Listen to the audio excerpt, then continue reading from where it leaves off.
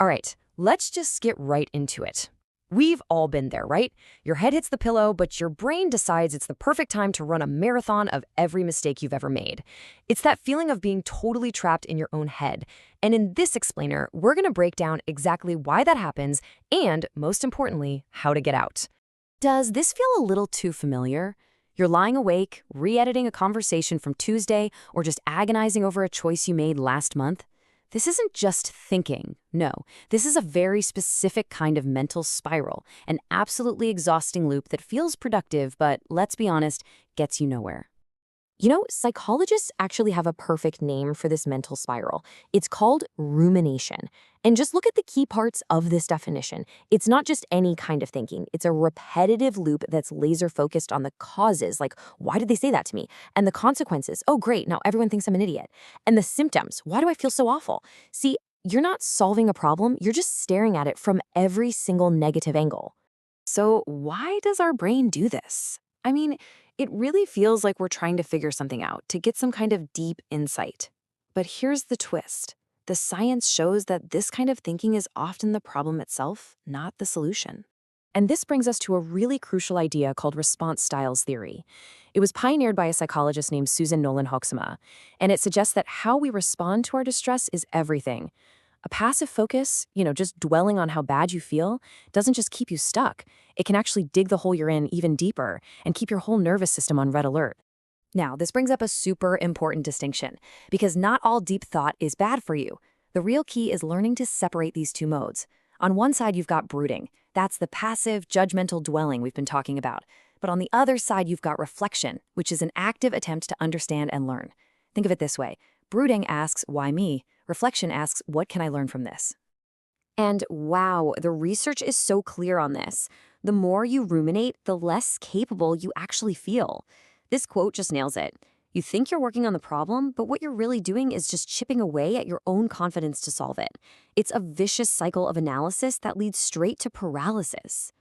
Okay, so we've arrived at the most critical point. How do you know if that nagging thought is a genuine insight, your intuition speaking, or if it's just another anxiety loop? Let's really break down the difference, because this is where you start to take your power back. So how can you tell the difference? Well, first, just check the feeling. An anxiety loop, that's rumination, it feels urgent, it feels chaotic, and it usually feels catastrophic. That's your nervous system just going into overdrive. But a genuine insight, your intuition, that feels calm and clear and grounded, even if the truth it's showing you is kind of difficult. Okay, now let's talk about volume and complexity. Anxiety is loud, it's super repetitive, and it brings along this whole army of complicated what-ifs and worst-case scenarios. But a true gut feeling, it's often quiet, it's simple. It just cuts right through all that noise with one single clear point. And this, right here, this is the ultimate test. What's the outcome? An anxiety loop always leads to more thinking, more confusion, and, you guessed it, paralysis. You feel stuck. A clear insight, on the other hand, it always points toward action.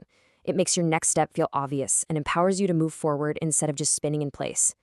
So we get the trap now, and we know how to spot the difference between the noise and the signal, but what do we actually do when we're caught in one of those rumination spirals? The answer, believe it or not, is surprisingly simple.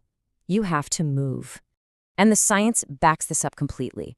All the studies on response styles theory consistently find that active responses, actually doing something, whether it's solving a tiny piece of the problem or just distracting yourself, that's what breaks the cycle.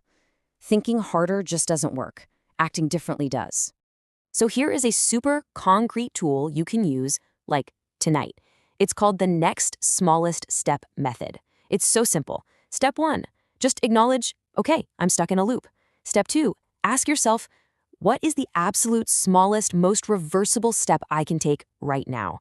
And step 3, just do that one thing. Don't try to solve the whole problem. Just take one tiny step. And please remember, the goal here is not to find the perfect solution. It's just about breaking the paralysis that's caused by the fear of making the wrong choice. It could be sending one email, putting one dish in the dishwasher, writing down one single sentence. Action is the antidote to rumination. It proves to your brain that you are not powerless. And that brings us to our final thought. I really want to leave you with this question to reflect on. overthinking can often feel like this noble, intellectual thing to do. But sometimes, what have you been thinking about, really, as a way to avoid a difficult feeling or a necessary action? The answer to that question just might be your first step toward breaking free.